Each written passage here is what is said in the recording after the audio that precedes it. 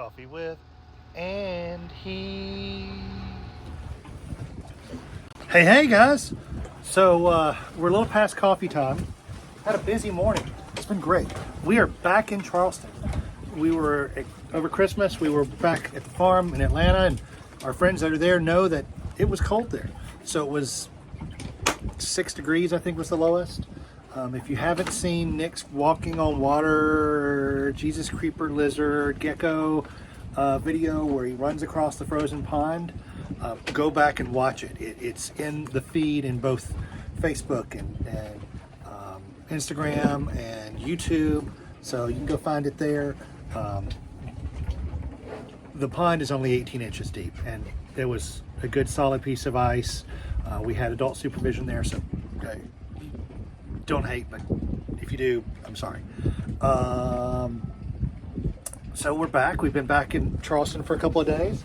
The boat did really well while we were gone. It got down to 19 here, and I was able to monitor everything remotely.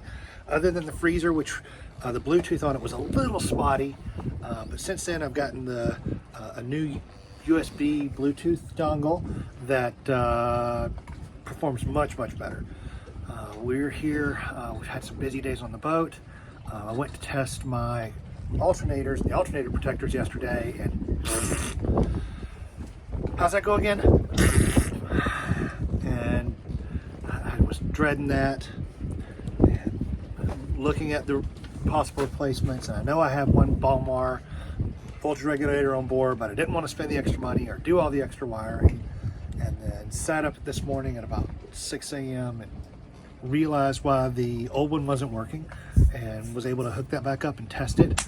And oh my goodness, guys, the awesome thing, this old school potentiometer driven voltage regulator doing great.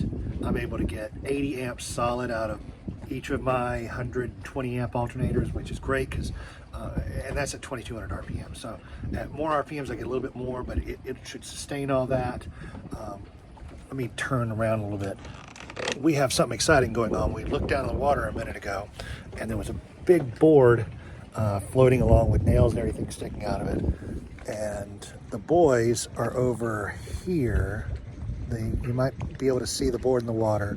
The boys are at the end of that dock with a boat hook waiting for the wind and current to catch it, and I'm watching them. We're doing a bunch of math this morning. Tracy's off helping our friend Rebecca with a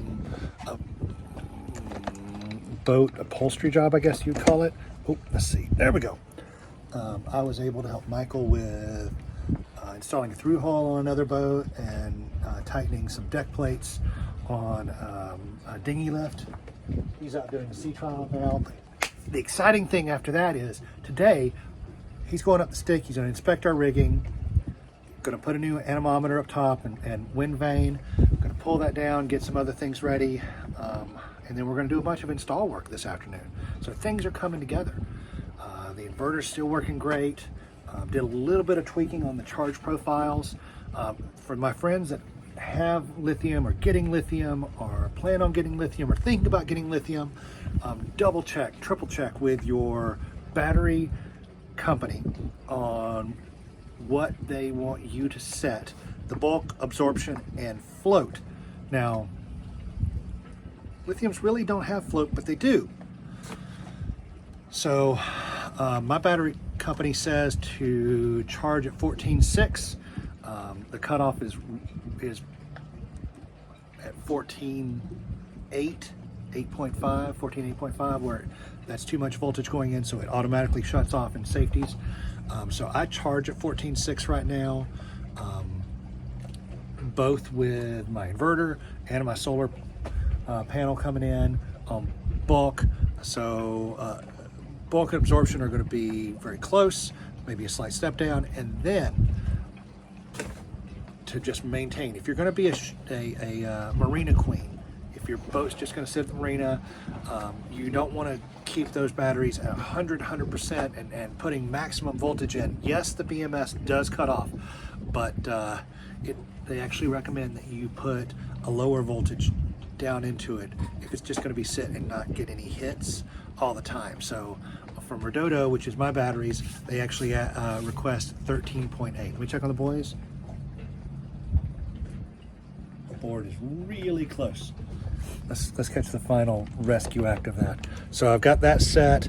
I'm excited that my alternators are working again. Going up the stick today. I mean, that means that we are close. The guys got it? Almost? You have to zoom in. They're right there.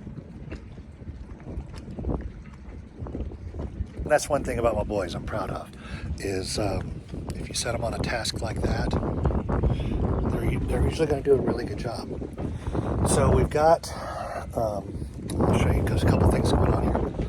On the helm, we just have things taped off where we've removed some stuff.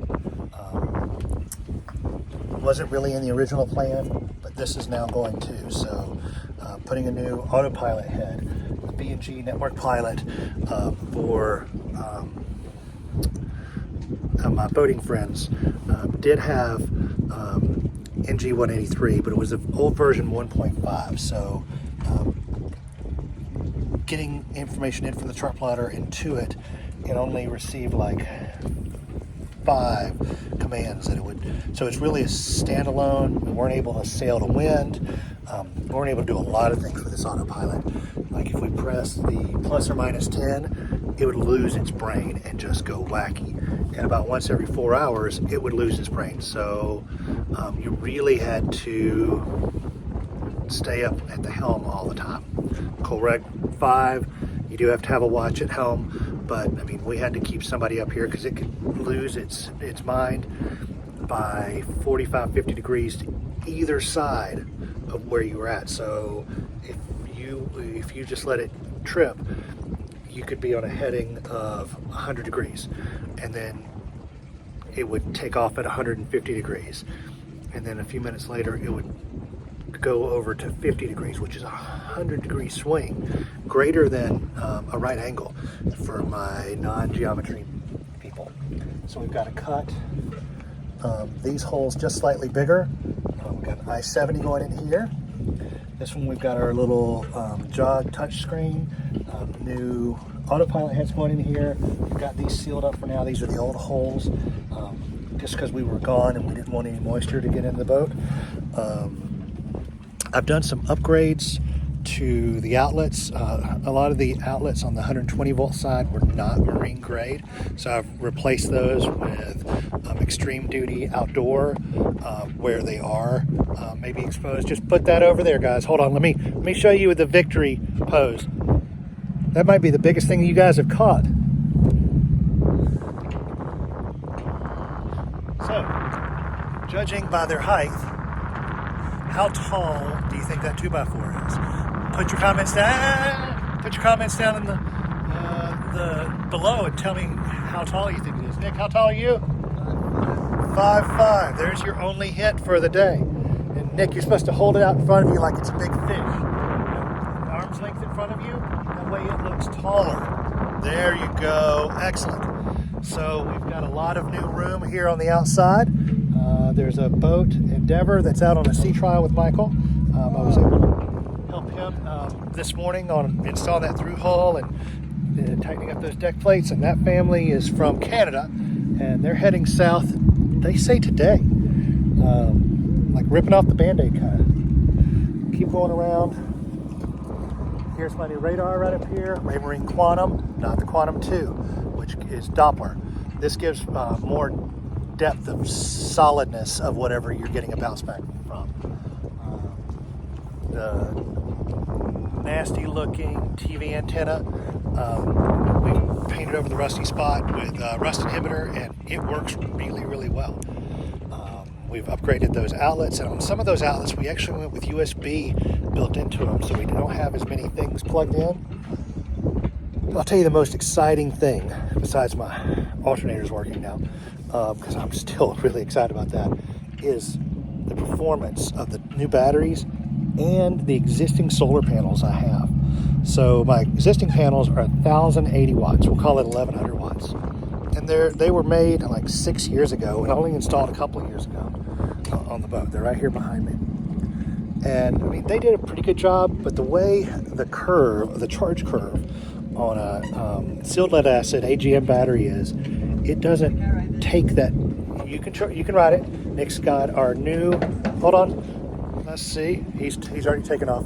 We've got a scooter. We've been wanting to get scooters.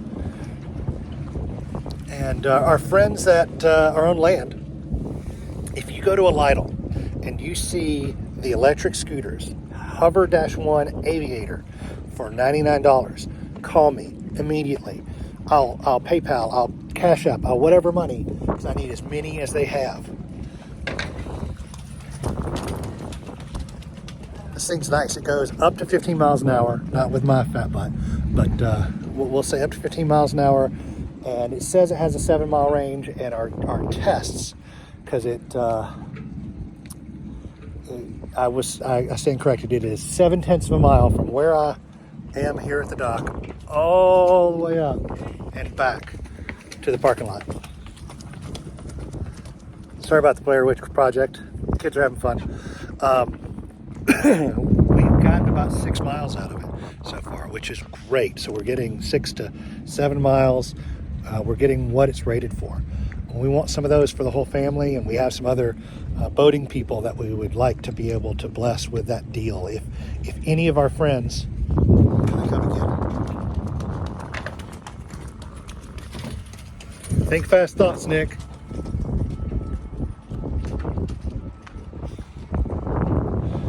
They finished their math. I've got one more working on his math. And anyway, if you find those scooters, please call me. Call Tracy, whatever, immediately. DM me, let me know where they are. We'll figure out how to get them. So what we're doing today is, when Michael's going up the stick, we're going to take, we've got these,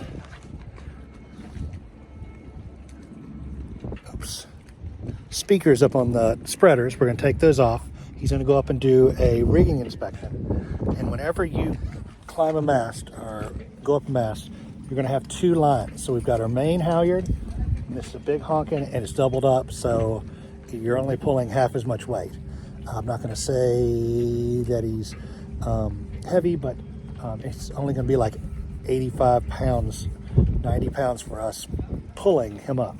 Then you have a second line here, which is our halyard that we're due to replace because there is some chafing where this meets and rubs on the spreader up top. We've got that on order. We'll splice that in and rerun that just as a safety factor. We're looking to hopefully get a symmetrical spinnaker, or not symmetrical, asymmetrical, or a parasail. And those are cool because they have what looks like a bill of a hat on the front that dumps air out and it helps lift the spinnaker up when you're going dead downwind. The boys are still running and having a good time. See them back there? So we're going to replace that spinnaker halyard. We're getting a bunch of stuff done, but I'm going to circle back. These same solar panels that we were talking about, a few years old, several years old. They've only been on the boat 2 to 3 years.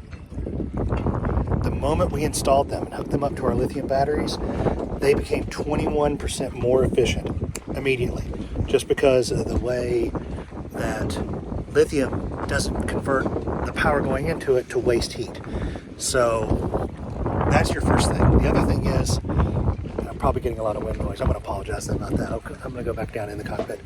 The other thing is the charge profile of lead acid batteries is they'll take a good charge up to a certain percentage, usually about 80, and then it's really slow to get that last bit of charge. It can take hours and hours and hours. So the other night we got 820 amp hours of battery on board now. I turned on, I've been running it like isolated from the land, trying to get a feel of what everything's like. And of the 820 amp hours, we only used 4% one night, 5% the next night, and then let's see, go in here. So 5% the next night, and then before noon, both days, it was completely full. And I actually that morning I turned on the hot water heater, and I was able to make 3 carafes of coffee. and then top everything off. So right now my hot water heater's on. I flirted with a good resistive load for a while and burned up a little bit of battery juice, but yeah, I think we're at 98, 99% right now.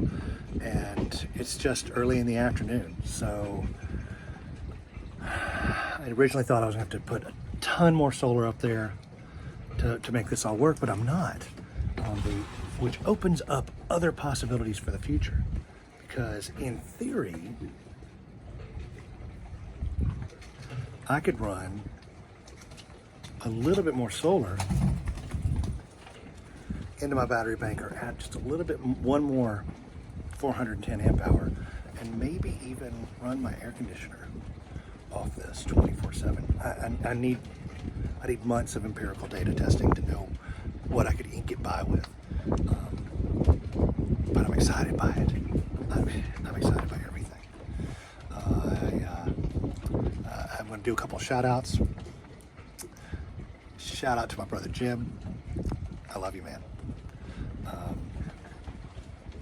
Big hugs. The biggest.